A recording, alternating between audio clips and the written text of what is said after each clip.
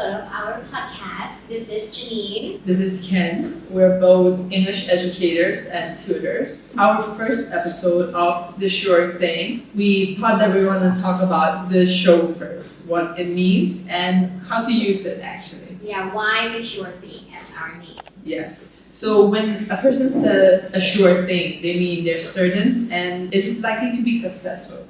Yeah. Or like saying yes to something. Yes. So let's give an example. Ken, do you want to hang out? Sure thing. That's how you use it.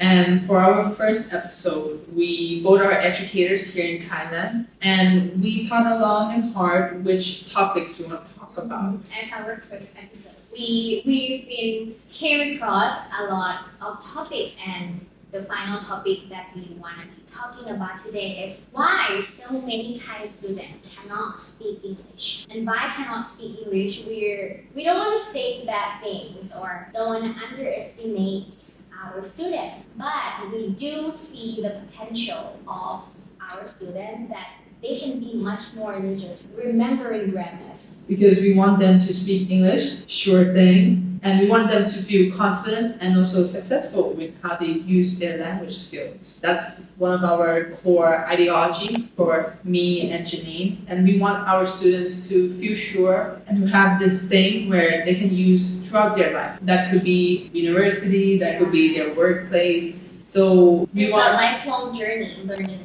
Yes. Not just English, but languages. Yes, that's a lifelong journey. So back to our question. Yes. Why students cannot speak English? What do you think is a problem? I think that we can look at our experiences as I learned in an international school. Janine here learns in a Thai school. Thai school. And we both have very different experiences in learning English. But I think that before we go into our own experiences, I think that one of the main issues for learning English is being perceived or being judged. That's true. Imagine speaking the language that you are unfamiliar with. You are afraid of pronouncing the exact word or afraid of your choice of choosing this word to speak, or even the society judging you. Like, your pronunciation is not perfect. Why speak like that? Why do you have this accent? Which is the fear that stop you from learning, stop you from actually practicing English. That's true. Like when you're so in your mind, I would say,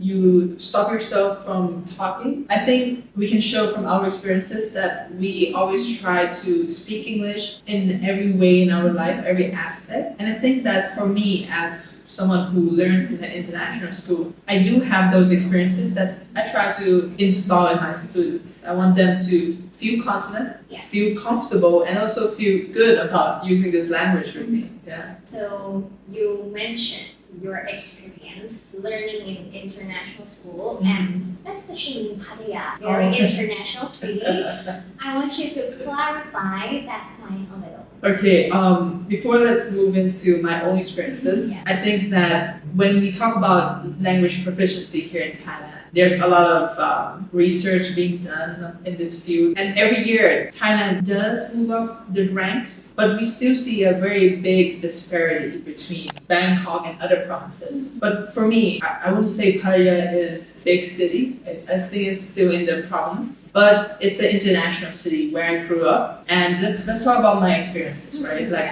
I want to hear more.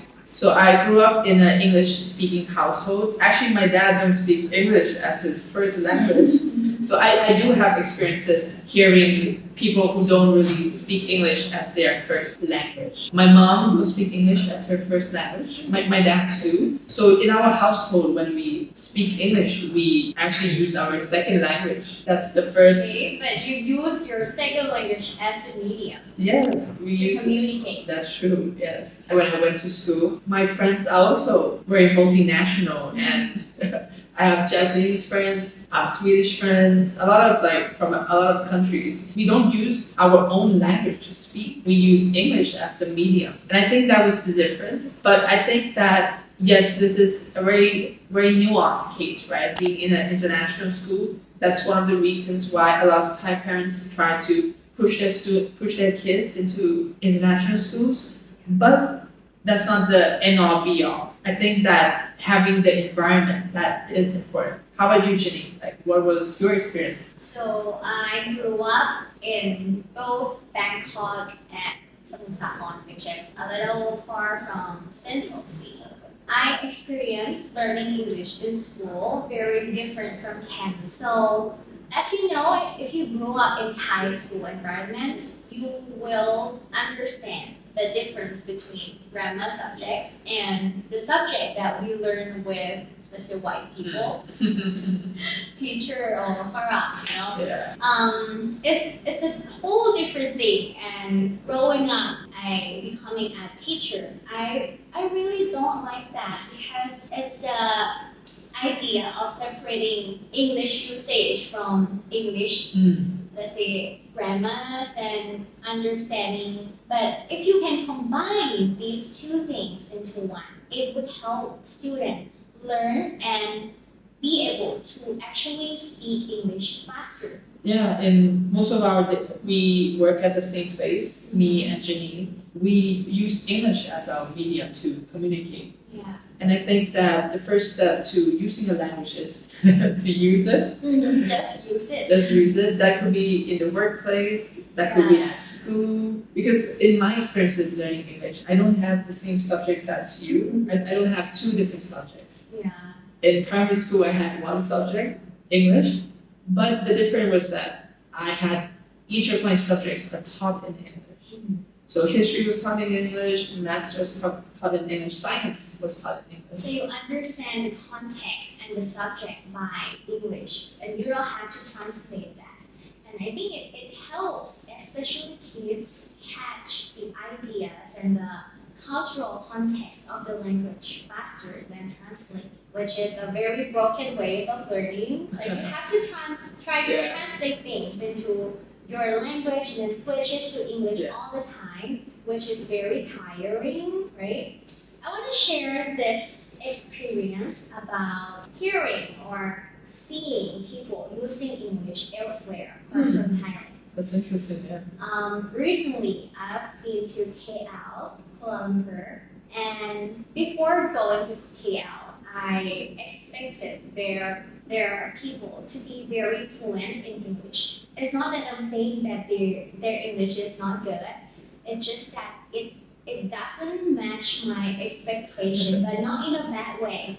I really want to share this. I think it's a very good case study for Thai people to learn and be able to observe this. So I was riding on the Grab, on the taxi, and he turned on the radio, and I heard the DJ speak in English the whole show. And the thing is that it's not perfect. There are a little bit of word that not perfectly pronounced, not the one that is perfect for the context, but they keep the show going, and we understand them, and that's the most important thing, right? You communicate and your audience understand you, and that's all that matters. So what I want to say is that Malaysia or every country in ASEAN is not better than Thailand. It's just that they are confident when they speak and they feel comfortable using English, even though it's not perfect. And I want Thailand and Thai people and Thai students, my students, to be able to be confident and speak like them too. And Jenny, like, what is your go-to lesson or go-to technique to do that for your students? I have my own, but okay. You want me to share first? I want you to share first. Okay. So as you know, my teaching style is very outcasting. Is that a word? It's very unique. Okay. It's very different because honestly, I hate teaching by let my kids remember grammars. Oh. So I always try to create this friendly environment where they feel comfortable sharing whatever with me, and by sharing whatever, I want them to speak in English. So create this friendly environment where my student is open and not be afraid to tell anything. It's gonna make them feel confident and comfortable to share whatever, to say whatever without being judged. And I think that's the first step to learning and adapting to using English naturally. What about you? This is I just did a lesson yesterday where I have my students write up questions. So having them write questions in English. Yeah. And we begin by pretending like a role play as reporters. So as a journalist. And I taught them that they should introduce themselves in English. They should tell that what they're doing. Here's the questions. May I ask you? And I let them practice on me first, asking questions, me, and also practicing note-taking, shorthand. And then later, during the day, I let them go interview strangers in English. Usually it's teachers in where we teach. Also other students in the facility that they can go ask questions and come back and tell me. So I told them that they're my reporters. I want them to come back with English answers. And I think it really worked because they understand that they don't really have to speak or use English perfectly, but the way they communicate their language skills to get those answers back is very important. Because then they see the connection, not just, grammar, speaking, that's two different things. But they see it as one thing, writing good questions and also being able to ask those questions and receive those answers too. Yeah. Talking about student, I do want to come back to this point, the fear of being judged. Sometimes it's not from the society. I don't want to say bad thing, but parents themselves sometimes aware or unaware judge their own students, not students, their own kids, their own children. How? We have seen a lot of family where the parents wanted their kids to no, your teacher's here. Come on, speak English with your teacher right now. Speak it. That happens a lot. Yeah. And by that, they feel very awkward. Yeah, it's very awkward. and they don't want to speak in front of their parents sometimes. And what I'm trying to say is that it takes time to build courage. It takes time to feel comfortable using your second language and speak it with strangers or speak it to anybody. It takes time. And I want, if there are parents watching this, I want you to understand that it takes time to build confidence and to learn. And it's not a one-day thing. It's not like you come to class and you came up to class and tomorrow you speak like a native. That's not gonna happen. I think this is a good segue to my own experiences, right? Yes, I do speak English in my family in school. Yeah. But English skills is not just speaking. I think that there's so many things you can learn from English. That could be writing, that could be reading, that could be listening to podcasts like this one. Mm-hmm. Yeah. And these are the skills that you acquire when you start realizing that English is not just a subject in school. It's a lifestyle, it's a perspective, and it's also a gateway to a lot of things that you might want to learn. That's true. Because when I was a kid, when I started learning English, I had YouTube. I watched a lot of YouTube back in the day. That could be Smosh. The OG YouTube kid. Yes, I was the OG YouTube kid. And during those days, because when I want to be by myself, being more reclusive in my room, I would open YouTube. And back then, there wasn't a lot of Thai content, right? And the only thing that I could watch was English content. And I forced myself to watch those videos because I want to understand. I grew up loving American culture. I love those movies. I love their music. So I think that there was a connection. Did you have a favorite thing to connect with your learning English? I also love American culture, but more on music. I really love Justin Bieber, and I wanted to be able to understand his songs, his interview, and this and that. And there's so many things that push me in the position that I need to learn this language to satisfy my craving. I see. Okay. Yeah. Me too. I love a lot of movies. And back then there's no Netflix, so I had to go to the movies. And it was my dad. He didn't like to watch the soundtrack. In Thailand there's a soundtrack for Thais where they dub American characters will speak in Thai. That's very funny. But my dad didn't like that, so he always brought me to the English, the original version. So I actually learned back then. Of course, like I didn't understand every single word, but I think it's like a slow process where you try to pick the words. You slowly see their reactions. Also on YouTube, like certain phrases should body be language. Yeah, body language. Like certain phrases are expressed differently. This phrase could mean sad because they look very sad about it. This phrase could be happy because they say it like in a very happy way. Those are the things that I catch on when I was small, and it really helped me because now when I speak to a friend, those expressions are mixed together with the words. You know, hearing from his experience, it's like make me feel that it's true that if one person want to be able to use English naturally, it takes lots of time. He's been watching movies, been using English since how old? Like since 4 and very long. So it takes lots of time, and if you want to be finished, let's say, at this language, you have to put yourself in a position where your environment is English-speaking environment, or create one by surrounding yourself with media or contents that are only in English. Yeah, I think now we live in a world where you open your phone and you see content already, right? Yeah.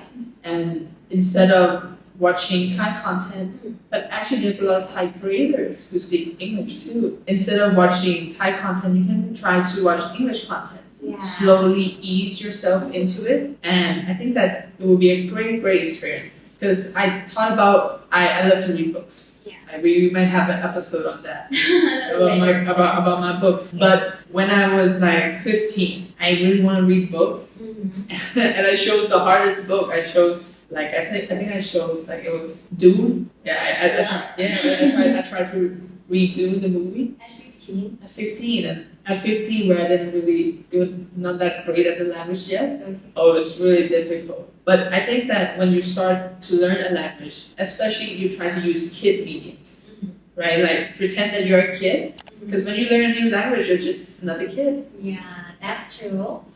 So this podcast, I think, came to the end, and I want to ask him first, from your experience as students and also educator, what do you think need to be fixed to help Thai students specifically, to speak English? That's a very tough question for our first episode. But I think that in our Sure Thing show, we want to slowly piece together these misconceptions, these wrong learning styles. Not wrong, I would say, but more like not efficient to learn English. Not efficient. I think one of the things that to improve your English is don't see it as a chore. Right? Meaning that don't see it as using it just to do the tests, using it just to have something done. I like that.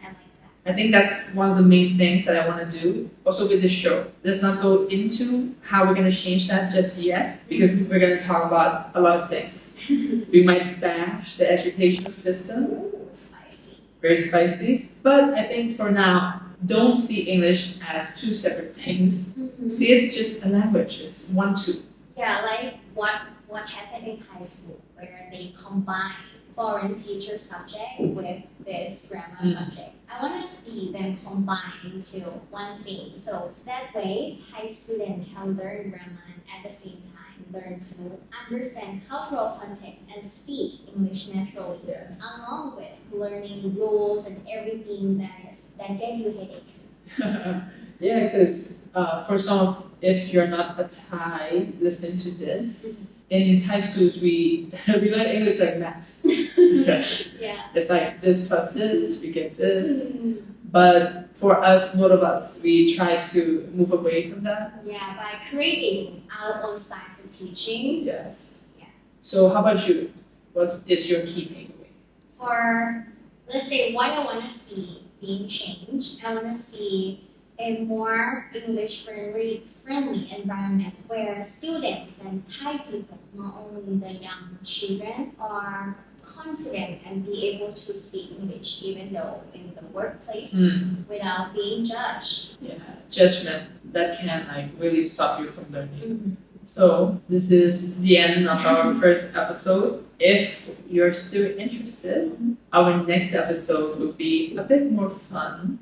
and we're going to talk about language and personality. yes, and how when you speak a new language, you really embody that personality. If there's anything that you're interested about our source, Yes, the link will be down below. down below. All right, so see you next time. See you next time. All right, Bye. bye.